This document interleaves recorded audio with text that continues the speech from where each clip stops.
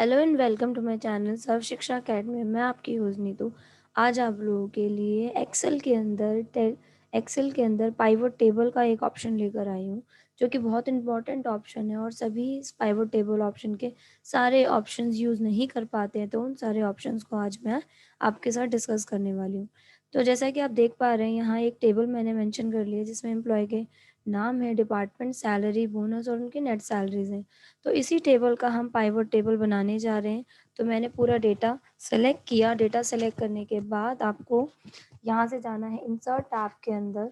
Insert tab में pivot table आपको मिलेगा, आप क्लिक कीजिए पाइवट टेबल पे। यहाँ मिलेगा आपको create pivot table. Create pivot table का आप देख सकते हैं रेंज ऑलरेडी सेलेक्टेड है। अगर रेंज सेलेक्टेड नहीं है तो आप यहाँ से पिक कर सकते हैं। फिर यहाँ न्यू वर्कशीट ऑप्शन पे क्लिक कीजिए, क्योंकि ये आपको बता रहा है कि जो पाइवट टेबल रिपोर्ट बनकर आएगी वो आप कौन सी शीट पर देखना चाहते हैं। जिस शीट पे आपकी डेटा टेबल है आप उसी पे देखना चाहते हैं या एक न्यू शीट पर लेके जाना चाहते हैं। तो आपने न्यू वर्कशीट लिया और ओके किया। ओके करते ही ये स्क्रीन आपको यहाँ पे दिखेगी और इस स्क्रीन के ऊपर ही हमें लेकर आनी है अपनी पाइवट टेबल। तो लेफ्ट राइट हैंड साइड आप देख सकते हैं पाइवट टेबल फील्ड लिस्ट नज़र आ रहे हैं। इसकी एक खास चीज़ मैं आपको बता दूँ कि जिस पर्टिकुलर कॉलम ऑप्शन पे आप क्लिक करेंगे वही कॉलम ऑप्शन पहले इस टेबल में जाएगा। तो सबसे पहले मैंने एम्प्लॉय नाम, एम्प्लॉयज़ के जो नाम है वो सारे मेंशन कर दिए और आप देख सकते हैं कि एम्प्लॉयज़ के नाम यहाँ पर आ चुके हैं। इसके साथ साथ मैं एक चीज़ और बता दूँ, आप देखो ध्यान से कि इस टेबल के अंदर जो भी रिकॉर्ड्स आपको यहाँ दिख रहे हैं वो सारे सॉर्टेड हैं। ऑटोमेटिकली यहाँ डेटा सॉर्ट हो चुका है। असेंडिंग ऑर्डर में रिकॉर्ड्स एम्प्लॉय नेम आ चुके हैं। इसके बाद मैंने यहाँ पे क्या ऐड किया, मैंने सैलरी ऐड करी। मैं चाहती हूँ पहले एम्प्लॉयज़ की सैलरीज़ देखूँ कि कितनी सैलरीज़ हैं। प्लस अगर मैं बोनस और नेट सैलरी भी ऐड करना चाहती हूँ तो मैंने वन बाय वन करके ये डिटेल्स मैंने इसमें कर दी ऐड। अब अगर आपके पास एक क्वेरी है, कोई क्वेश्चन आता है आपके पास कि हर एम्प्लॉय का डिपार्टमेंट भी आपको जानना है या ये जानना है कि कौन से डिपार्टमेंट में कितने एम्प्लॉयज़ और कौन-कौन से एम्प्लॉयज़ काम कर रहे हैं। तो अब यहाँ पे मैंने डिपार्टमेंट कॉलम को एक्टिवेट किया। तो आप देख सकते हैं कि अमन परचेज डिपार्टमेंट में है, चंचल सेल्स डिपार्टमेंट में। तो इस तरीके से रिकॉर्ड आपको यहाँ पे नज़र आ रहा है। और अगर आपको लग रहा है कि इस तरीके से रिकॉर्ड समझना थोड़ा कॉम्प्लिकेटेड है तो आप एक काम कर सकते हैं, यहाँ पर एक ऑप्शन आएगा एम्प्लॉय नेम। फिलहाल एम्प्लॉय नेम को हाइड करने के बाद एम्प्लॉय नेम अगेन अगर आप शो करते हो या एम्प्लॉय नेम को रिपोर्ट फिल्टर में डाल देते हैं तो आपका जो रिकॉर्ड है वो अब सिर्फ डिपार्टमेंट वाइज ही डिस्प्ले होगा। और अगर किसी भी एम्प्लॉय की डिटेल जानने की वो पर्टिकुलर एम्प्लॉय कौन से डिपार्टमेंट में है तो एम्प्लॉय नेम फिल्टर होकर इस विंडो एरिया में आएगा। यहाँ से आप क्लिक कीजिए सिलेक्ट मल्टीपल आइटम्स। किसी भी एम्प्लॉय पे आप क्लिक करेंगे या किसी पर्टिकुलर एम्प्लॉय पे क्लिक करना है तो ऑल से सिलेक्शन हटाकर मान लीजिए चंचल एंड चंदन का मुझे देखना है डिपार्टमेंट, तो मैंने क्लिक किया। तो ये चंचल एंड चंदन दोनों ही सेल डिपार्टमेंट के एम्प्लॉयज़ हैं।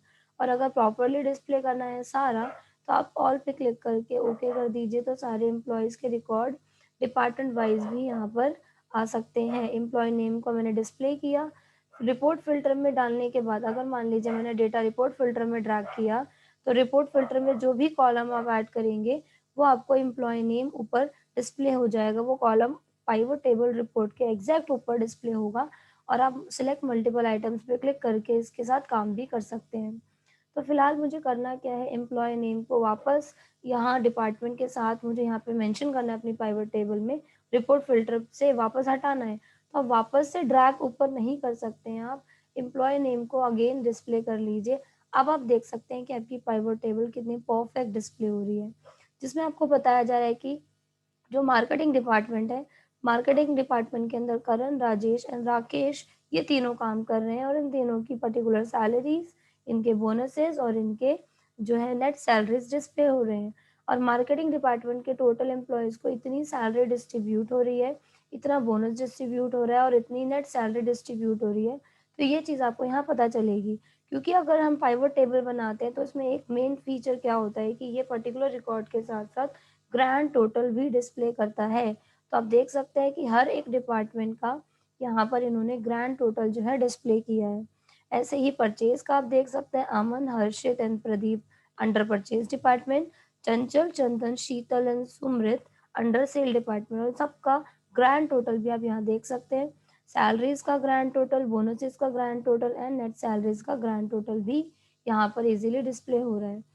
अब इसके साथ-साथ एक चीज़ मैं और आप लोगों को बता दूँ, अगर मान लीजिए आपने इस डेटा टेबल में, मैं आपको डेटा टेबल पे लेके जाती हूँ, अभी सिर्फ़ यहाँ पे 8 से 9 रिकॉर्ड्स ही मेंटेन हैं, लेकिन अगर मैं चाहती हूँ इसमें कुछ रिकॉर्ड्स और मेंटेन करने हैं, और पाइवट टेबल में उसको मुझे डिस्प्ले करना है। मान लीजिए मैंने यहाँ पर जो है एक रिकॉर्ड मेंटेन कर दिया अमित का, अमित की सैलरी, अमित का डिपार्टमेंट बता दिया, अमित की सैलरी बता दी, अमित का बोनस बता दिया यहाँ पर, एंड देन इसकी नेट सैलरी निकल आई ऑटोमेटिकली।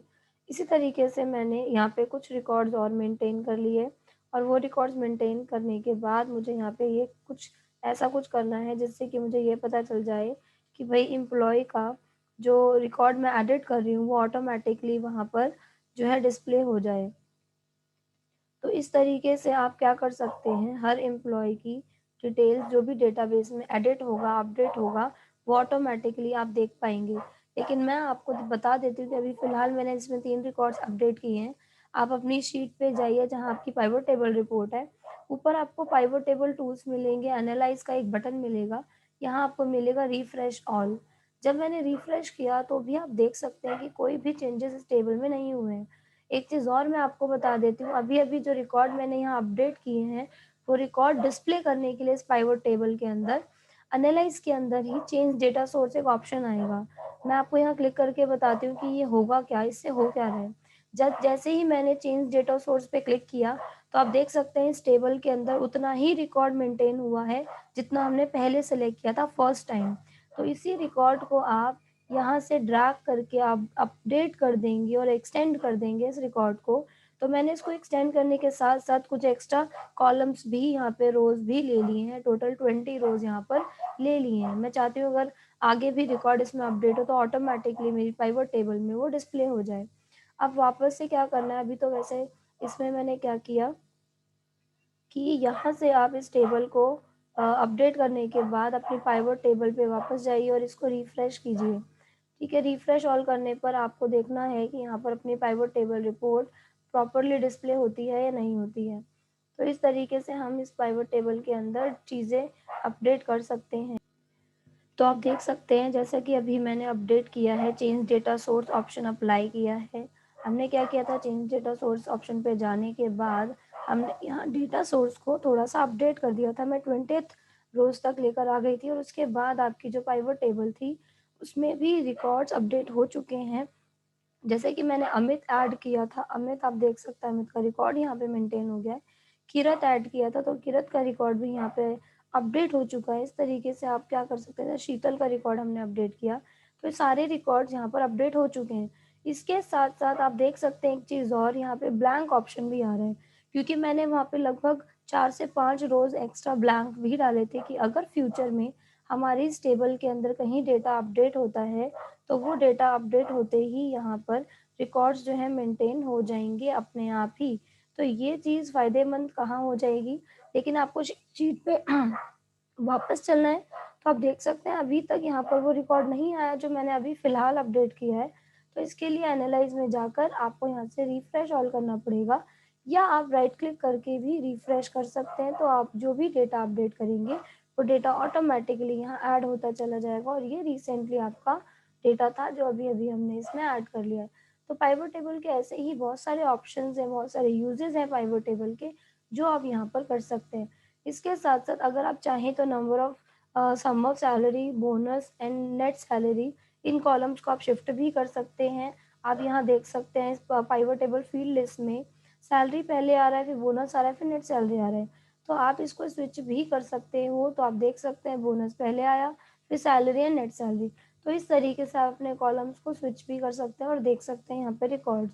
तो यही सारी चीज़ें पाइवट टेबल के अंदर हैं। पाइवट टेबल एक बहुत इंपॉर्टेंट ऑप्शन है जो रिपोर्टिंग करने के लिए यूज़ होता है, बड़े-बड़े डेटाबेसेस पे काम होता है, बड़े-बड़े कंपनीज़ में भी पाइवट टेबल रिपोर्ट्स के ऊपर काम किया जाता है। बेसिकली एक्सेल जब अगर आप कर रहे हैं, तो एक्सेल के साथ पाइवट टेबल ऑप्शन बहुत ज़रूरी है आप सीखें।